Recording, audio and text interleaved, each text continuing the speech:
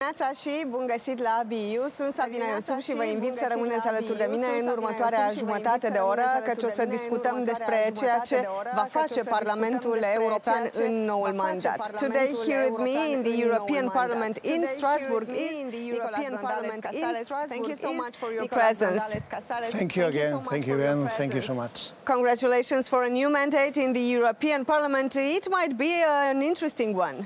It's going to be, and I think it's going to be even more complicated than the previous one, because this legislature we have a very asymmetric geometry in this European Parliament with new forces, new groups, new far-right groups, different far-right groups, and no clear majority. So it's going to be very complicated, of course.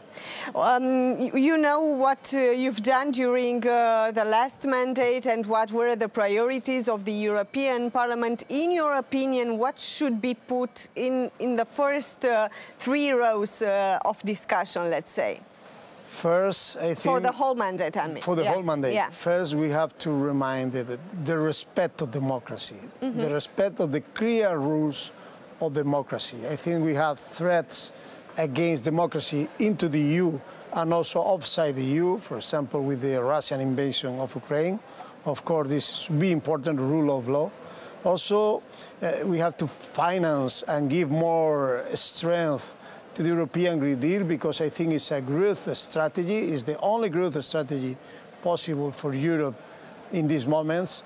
And finally, we have to think in people, in how housing, for example, is affecting people across the EU. We have problems of housing and not affordable prices for new houses in Europe. I think it's a common problem for all European countries, and we have to think on that.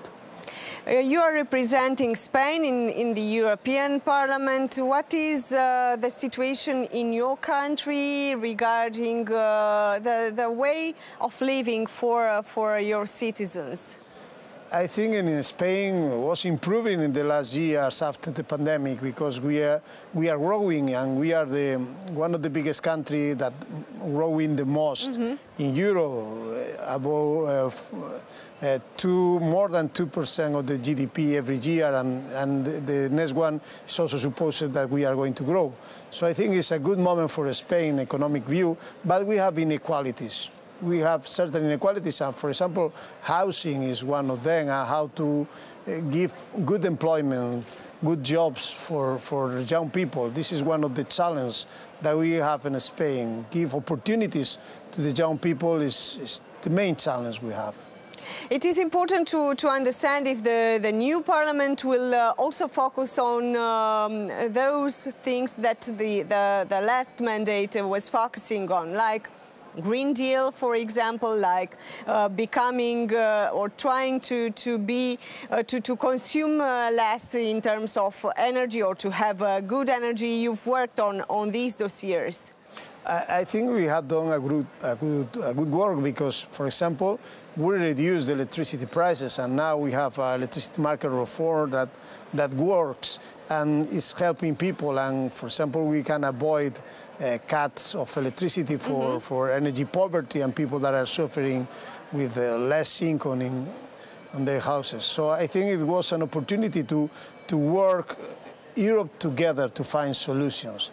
As I mentioned before, I think the Green Deal should continue.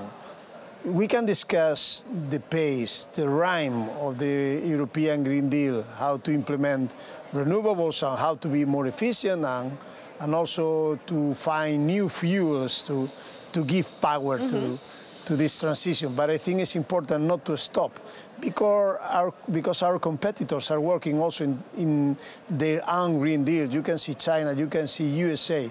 They are trying to find solutions for a new moment for energy. So we have to continue on this strategy. I think that we have no other path to decarbonize that go faster for the European Green Deal. What is the biggest danger, in your opinion, regarding this term? The biggest danger for me is always the far right and the illiberalism in democracy. I think that we have to fight together, saying to the people that democracy is not only important is because give opportunities, equal opportunities for all the people. They have to feel that.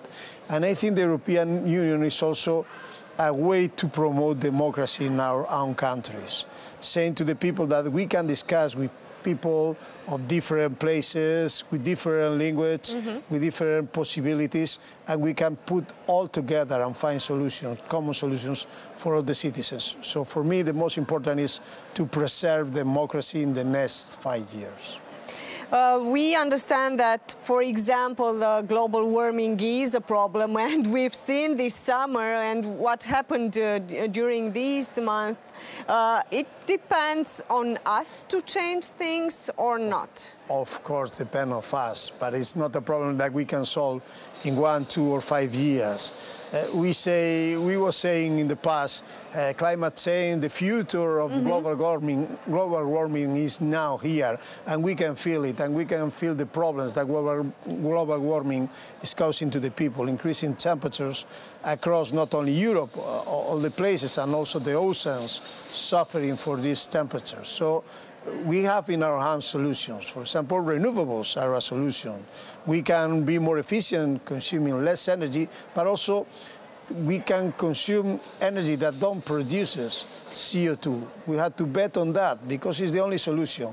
And we cannot always look to the others. We have to do our real homework. And is this the decarbonization path, I said before, is the only path to reduce temperatures. But I say, it's not a problem of only this generation. It's for the next generation.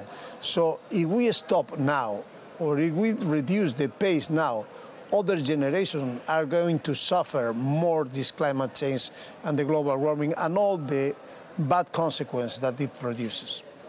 The last mandate was a very, very complicated one, with wars, with pandemic, with energy crisis. Are you afraid of this new one? We have, what might be coming next? We have still a war in Ukraine. We have all the problems and the war in Palestine, in Gaza. So we have remaining some problems. I try to be optimistic, but sometimes it's very complicated. Nobody expected a pandemic, and we had a very hard pandemic. Of course, I don't think it's going to repeat that. But in any case, we have learned a lot, not only from the pandemic or from the inflation crisis, for the war. We have to continue to support Ukraine if we don't want more problems in our eastern countries and in whole Europe. And also we have a threat, a possible threat, that is that Trump winning elections in USA can complicate also the fight for democracy in Europe. The economic area will be a problem, in your opinion, in the next the period of time?